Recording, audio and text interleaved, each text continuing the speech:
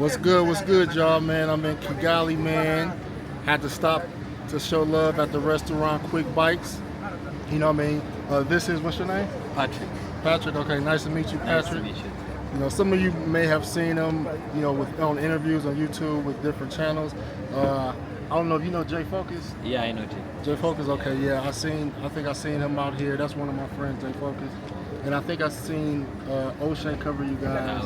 Yeah, so O'Shea, that's one of my friends too. So I was like, man, I gotta come out and show love and That's you know, nice. man. Thank you so much. Yes, sir, man. So without further ado, man. So you know, myself, you know, I live in the U.S. and you know, I do want to have a second home in Africa. So I've been kind of in 6 countries in Africa, and my interest now is like Habesha culture because you know, I like the history of like the Orthodox Church and things like that. So I know Habesha culture is, you know, variety is Muslims, is Protestants, is Orthodox, etc. But you know, I'm more curious about like the Orthodox, you know, religion, and you know, and trying to get more information about that. So what kind of unique about your situation, and I think you mentioned it on a different video, is that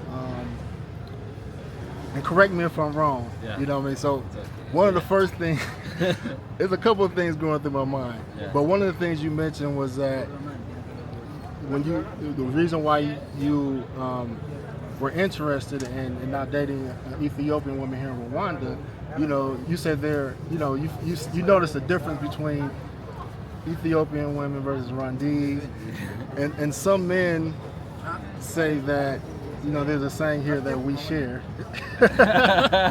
You want to get me in trouble? On that, I won't comment. we're not gonna get into that, Yeah. but you know, basically, you know, some people view some women are wifey material versus not. But just for those that don't know, like, how did you meet your girlfriend? Let's start with that. So we met in China. We're both students in China. China, okay. That's when we met. Then after the studies, I came to Rwanda. She went to Ethiopia. She was like, let me come to Rwanda, see the country where you live and everything. Then when she came, she loved the country and decided to stay. Okay. Now, would it ever been a thought to live in Ethiopia? I never thought about it, even dating Ethiopians, because I never thought about it. Even in my mind, I used to say, I'll always date Rwandese, but it changed. Okay. So that's what happened basically. I had no idea I would date an Ethiopian or I would live in Ethiopia. Okay. When was the last time you was in Ethiopia? I haven't been there long, but this year, I think this year I'm going there. So yeah, that would be like my first time with her because she can show me around. Okay. Because I was last in Ethiopia about 4 years ago, and they said it is like more developed now. So I'm curious to see like how developed it is. It is very developed now. If you see, it kinda look like Kigali but bigger. The buildings, the streets, the greenery, they're adding everything. I always watch videos. It looks like the 5 years before and now it looks totally different, like a different city. You think Addis would compete with Kigali? Like, It's competing now. It's competing now. It's even looking. It's a big competition now. It's looking really good. yeah, I noticed that because I heard that they're building a finance hub down here, down here, and they want to be like the finance capital of Africa, and like Ethiopia has the African Union, so it's kind of So like I want to be the digital world of Africa, then Ethiopia can make the rest. you guys have to split it, man. So that's cool, man. So before you like start dating your girlfriend, did you notice like a large presence of Ethiopians in Rwanda, or just kind of small? Currently, they're increasing. I think they are getting to know about the country. Mm-hmm. I think before my girlfriend knew the country, but knew nothing about the country. So I think slowly people are getting to know Rwanda and they are coming in Rwanda. Mm-hmm. I'll say now they are a lot compared to before. Even the restaurants there were like 3, now they are almost 10. So that means they're increasing. Yeah, I went to an Ethiopian restaurant yesterday called Go-Go. It was pretty good. Yeah, in Kisimente. Yeah. You know that. It was pretty good. So with that, is your girlfriend, is she Orthodox? Yes, they are both Orthodox. Okay. My girlfriend. Yes. How many churches do they have here? I think I heard about one. There's only one I know. Me too, I know one. There's Okay. one, yeah. Have you In ever Kigali. been to that? Yeah, I went once. What? Yeah. What did you think about it?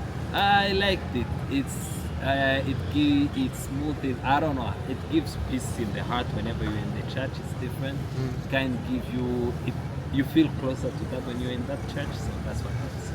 Okay. It's really nice. Do they do English service and what language? No, they don't do English service. It's not even Amharic. They have their language they use. I don't know how you call it. They have a language they use in the church for their ceremonies. Most of the ceremonies. Okay. And your girlfriend, she speaks how many languages? She speaks English and Amharic.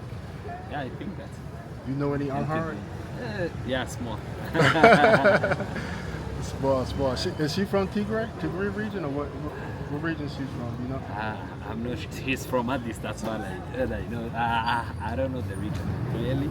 Okay. Now, does she want to learn Kinyarwanda? Yeah, she's trying, but Kinyarwanda is really hard. It is hard, man. Yeah. I can't even say hello. Yeah, exactly. It is very, very difficult, man. So, if let's say a guy, he wants to live in Rwanda, and let's just say he wants to find him. Let's just say he comes here and he's like, you know what, I like Ethiopian women, but I don't want to live in Ethiopia. I want to live in Rwanda. Will it be hard to find available Ethiopian women here? I think if you go to the right places, it won't be hard. If you go to the wrong places, you won't find things. It all depends on how the places you go to and how you manage. Because there's places, depending on the age. Let's say maybe this age they are in the bar, or maybe on Sunday they go to church. If you want to see more, those who don't go out, depends on the location and the plan you have. Okay. But I think it will be easier since when they come, they love the country. Okay. Is there a lot of Ethiopians? Yeah, there are a lot, because there's even students. There's international schools like universities. Okay. So they came here for scholarship. There are a lot. It's not only Ethiopians. It's different nations now. Kigali is getting full. Okay. Foreigners. Okay. Now, I want to ask a question about. I don't know how familiar you are with like marriage and divorce. So, I do research on different countries, and I noticed that it was in a couple of Rwandese publications that they were saying like the divorce rate in Rwanda was like increasing, like from 5 years ago to 10 years ago, and I'm curious, like, what's happening? Why is it more women? And it's usually women filing for divorce, and they say that the women have been incentivized because they can get the house or the land. They divorce to get something out of it.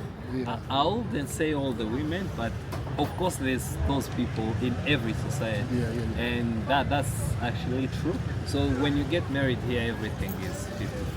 You can decide now. There's a law. I think you can decide to separate your finances. But if you are marrying a woman and you tell them you don't want them to get closer to your finances, they will, think about it.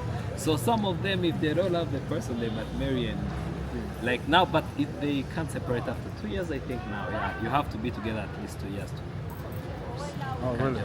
Because even 6 months people are divorcing after. So Now- that happens. That Now I heard that before you get married, like you have to choose like there's like 3 different options you could choose for like how you want to handle property if it's the divorce. Yeah. What is it called? Because by default, everything is 50-50 if you don't do anything. So Right. everything you and your wife, you share it. And that's the option most of us choose, because we want a family and we want peace at home. Yeah. In case you do something, the wife will be like, oh, but that's why you're doing it, because I'm not even getting your rights. So that's the reason. But since the law changed and everything is sharing, if you don't mention it, of course they will take your money. If they are not in love, if they are in love, it's forever. So you can't like leave what you came in with. Yeah, exactly. You can't. That's not possible. Now, is it because now a lot of guys are saying that with money they say that they want to find an equal woman that has something to lose. Is it hard to find women that have something to lose? Uh, it's not hard if you are a person making money. It's hard for people who don't have money, who want to eat the woman's money, you know.